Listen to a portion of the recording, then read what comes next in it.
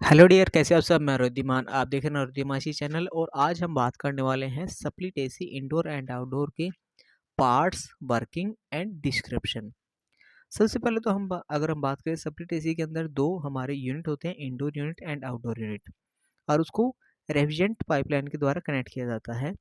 और इस वीडियो के अंदर मैं आपको पार्ट दिखाने की कोशिश कर रहा हूँ, इंडोर एंड आउटडोर को हम कैसे कनेक्ट करते हैं। देखिए, सबसे पहले एक इंडोर जो हमारा होता है वो रूम के इनसाइड में लगता है, और जो आउटडोर यूनिट होती है वो रूम के बाहर लगता है। और इन दोनों को कनेक्ट किया जाता है रेफ्रिजरेंट पाइप के द्वारा। रेफ्रिजरेंट पाइप के अंदर रेफ्रिजरेंट चलता है, जिसके द्वारा रूम के अंदर कूलिंग होती है। और हम क्या करते हैं, एक आरामदायक जीवन व्यतीत कर सकते हैं, जिसके लिए हम एसी को लगवाते हैं। इंडोर यूनिट की अगर हम बात करें, तो इंडोर यूनिट के अंदर जो रूम के अंदर होता है ये सब चीज़ें होती हैं। ठीक है, हमारी ब्लोअर होती है, कॉइल होती है, फैन कवर होता है, बॉडी होती है, फिल्टर होता है, जिससे कि रूम की हवा को क्या किया जा सके, शुद्ध किया जा सके। उसके बाद अगर हम बात करें, तो जो आउटडोर यूनिट होता है, आउटडोर यूनिट के अंदर हमारी कॉइल होती है, कंप्रेसर होता है, फैन मोटर होती है, फैन होता है, एंड आउटडोर बॉडी। और उसके फैन के लिए एक सेफ्टी के लिए जाली लगी होती है, एंड पीसीबी बॉक्स लगा होता है। ये सारा होता है हमारा आउटडोर बॉक्स के अंदर, आउटडोर यूनिट के अंदर। ठीक है, अब इससे आगे हम देखते हैं कि स्प्लिट एयर कंडीशनर के outdoor part and basic. Condenser coil, compressor, motor, fan motor, sensor, capillary tube, and suction and discharge वाल, कॉन्टैक्टर एंड कैपेसिटर। अगर हम बात करें तो इंडोर यूनिट की, इंडोर यूनिट के अंदर सबसे पहले ऑपरेटर कॉइल होती है। ऑपरेटर कॉइल क्या करती है, जो कॉइल रेफ्रिजरेंट होता है उसके द्वारा हम क्या करते हैं, जो ठंडा रेफ्रिजरेंट होता है वो वहाँ की गर्म हवा को क्या करता है, अब्जॉर्ब करके वहाँ पे कूलिंग क्रिएट करता है। साथ में वहाँ पे जो हमारा एयर फिल्टर लगा होता है, एयर फिल्टर क्या करता है, रूम की हवा को छानने का काम करता है, जिससे कि जो भी एयर के अंदर डस्ट पार्टिकल होते हैं उनको रिमूव किया जाता है एयर फिल्टर के द्वारा। उसके बाद ब्लोअर फैन क्या काम करता है, ब्लोअर फैन क्या काम करता है, जो रूम की हवा होती है उसको ब्लोअर क्या करता है, सक करके, मतलब ब्लोअर के द्वारा ही हवा को घुमाया जाता है। जो रूम की गर्म हवा है उसको ठंडी कॉइल के अंदर से छान के या उसके अंदर से पास करके दोबारा रूम के अंदर ही भेजने का काम करता है, जिससे कि गर्म हवा को ठंडी कूलिंग कॉइल में से गुजार के ठंडी हवा हमें मिलती है, और जो गर्म हवा होती है उसको रेफ्रिजरेंट के द्वारा ठंडा किया जाता है। उसके बाद हमारा लगा होता है थर्मोस्टेट पीसीबी। थर्मोस्टेट पीसीबी हमारा क्या करता है, कंट्रोल बोर्ड होता है, जिसके साथ हम कंप्रेसर को ऑन एंड ऑफ की कमांड देते हैं, और साथ में ये टेम्परेचर को सेंस करने का भी काम करता है।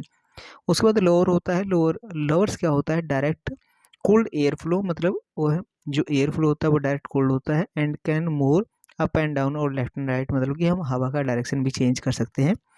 एंड लास्ट में होता है ड्रेन पाइप। ड्रेन पाइप के द्वारा जो हमारे रूम का मॉइस्चर होता है उसको रिमूव किया जाता है रूम से बाहर, क्योंकि अगर मॉइस्चर हम बाहर नहीं करेंगे तो एक चिपचिपापन रहेगा, जिससे कि एक ह्यूमिडिटी कंट्रोल नहीं होगी, और ह्यूमिडिटी कंट्रोल करने के लिए मॉइस्चर रिमूव करना बहुत ज़रूरी होता है, और ये काम भी एसी का रहता है।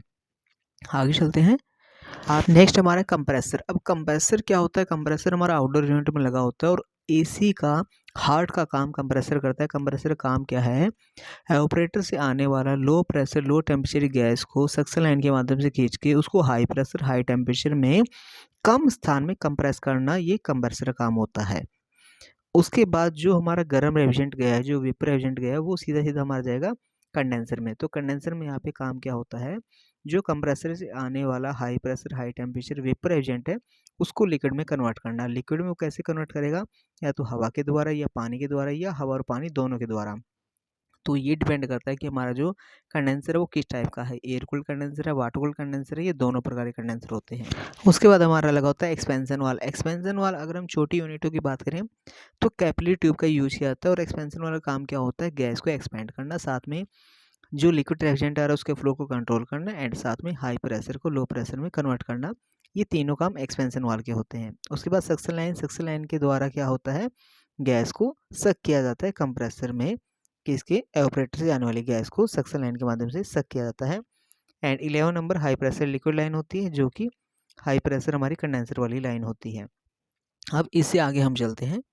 एक सिंपल वे में अगर हम बात करना चाहें, तो जो हमारा कंप्रेसर, जो रूम की गर्म हवा होती है वो एपरेटर कॉइल के द्वारा रिमूव की जाती है। जो रेफ्रिजरेंट अब्जॉर्ब हीट करता है वो भी हमारा इंडोर के द्वारा होता है। जो हॉट गैस करता है वो कंप्रेसर करता है। हीट रिजेक्ट करता है कंडेंसर के द्वारा। लिक्विड रेफ्रिजरेंट हमारा रहता है एक्सपेंशन वाल्व के द्वारा।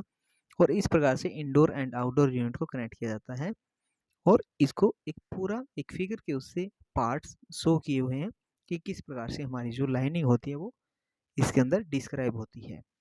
ठीक है। एंड ये जो रेड इंडिकेट है, रेड इंडिकेट का मतलब ये होता है कि यहाँ से हमारा गर्म रेफ्रिजरेंट जा रहा है। ठीक है।